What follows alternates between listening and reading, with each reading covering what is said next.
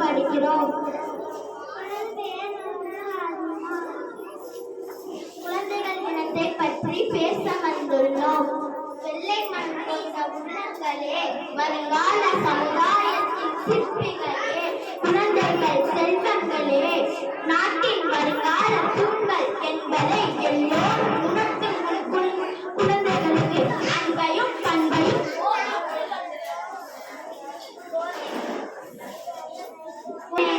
என்று சொன்னார் பண்டிதர் நேரு. தன் சட்டையில் ரோஜா மலரை சூடிக்கொண்டே இருந்தார். வெள்ளை மனம் கொண்ட என்று அன்போடு அழைத்தவுடன் கொஞ்சி மகிழ்ந்தார்.